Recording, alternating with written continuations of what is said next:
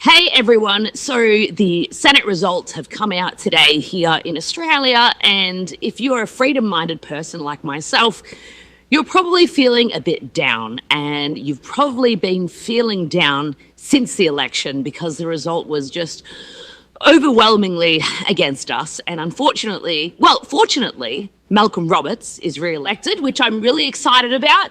That's great news. But the bad news is that no one else got in. Literally no one from any of the minor parties or even good independents got in, and that is really obviously demoralising. I know lots of people that spent months and months, maybe even up to a year campaigning, and this is a big blow. And I remember feeling the same way in the 2022 election, and now it's 2025 and the same thing has happened. Something that is different this election though is, I don't know if you're feeling the same way, but I'm pretty much done losing. Like, it has hit me like a ton of bricks that the definition of insanity is to do the same thing over and over again and expect different results. And I can see things so clearly now. And the basis of that is that what we're doing isn't working, okay? It doesn't matter what your opinion is of what would work. The fact is, the last two elections have been a miserable failure for all freedom minor parties, basically, okay? So let's accept that, but what's different about this time is that we're gonna learn from it this time. Something that I think has stopped people like me and you from being able to succeed in politics is that we really struggle because our morals are so important to us, and you know they're inbuilt in us through childhood or through religion, that sometimes when a party or a person who we used to follow doesn't agree with one of our really hard moral stances, we tend to not want to work with them at all. And actually that's really hurting the freedom minor parties and the conservative right, if you would like to say that, because the left, they agree on everything because everything they agree on is modern, it's new, it's not really inbuilt in them through religion or through upbringing like it is for us. So that's a huge issue. The other one is that the big personalities in the freedom minor parties are not working together, and I've seen recently online a lot of infighting, and it doesn't look like they're going to work together anytime soon. And I've been very outspoken about this because, like I said, I've just been hit like a ton of bricks and realised that I'm not staying quiet anymore on the things that don't work. I used to be afraid of what some of these people might think of me if I said what I thought about their strategies not working, but I just don't care anymore. I care about us winning once in a bloomin' while, you know what I mean? And so I'm going to say it the way that it is. There are 4 or 5 parties that need to shut down. They just need to shut down. It's silly. I mean, if success equals seats in Parliament, they keep losing.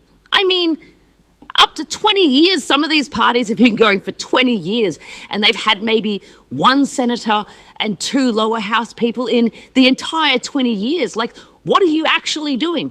I can't answer that question because to me, it doesn't make sense. If I kept failing year on year, I would accept that it was a learning curve and I would move on to something that I could be more successful at. Or I would join someone who is more successful at winning seats, for example. Now, One Nation significantly gets more than any of the freedom minor parties, like at least 6% in every single state. So they're going to keep going because once you get over 4%, you get paid for your votes and you can keep running the party really well with resources.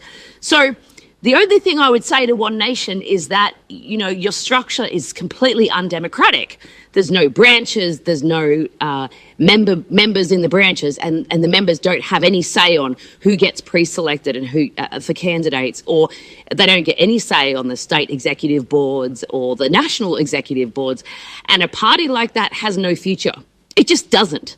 Pauline Hanson will retire eventually, and then the party will fall apart because she runs every single element of it. So I hope, my dream for the freedom minor parties is that One Nation put together a democratic structure, like the Liberal Party has and the Labor Party has, for example, they have democratic structures. They can be, taken over from the inside because of the democratic structure.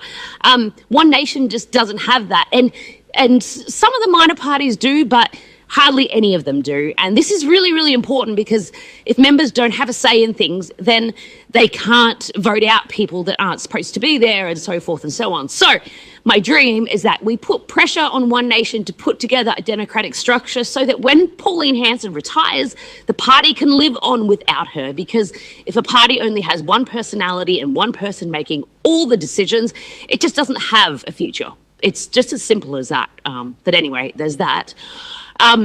Moving forward, though, guys, I mean, what I've been saying for a while is that the freedom community actually has enough numbers to do a lot of things. But what we have lacked in the last 5 to 6 years is strategy. And if we can all just take a step back and realize that sometimes we need to, pretend to agree, or we need to assimilate in order to get into positions where we can actually make a difference, because what we're doing hasn't worked, right? Take, for example, Moira Deaning. I mean, look at what she's been able to accomplish in the last 2 or 3 years. And guess what? When she was running as a Liberal candidate, she didn't tell anyone that she was a freedom person. She didn't tell anyone that she was a full-on freedom fighter. She got elected, and she has literally single-handedly rocked that boat harder than I've ever seen anyone rock a boat before. Now, my point is, and the Victorian election's coming up as well, and we've got council elections, and I am just so relieved that I can finally learn from these mistakes and we can look at a different path forward. And, I'm really going to put my heart and soul into a new strategy, which I can't bring out now because things are still a little bit, the Nationals and the Liberals split up, and that was all over the place. And now we've only just got the Senate results, and the Senate people aren't sitting for a few months, actually, or a month or so. So I do have a new strategy, and it's basically ready to go, and I'm super excited about it. But I thought that now is a little bit too confusing to bring out a whole new strategy. People are still mending themselves after the election loss, and I think we just need a bit of a breather. But, it has to be the long game from now on. There is no quick fix to save this country.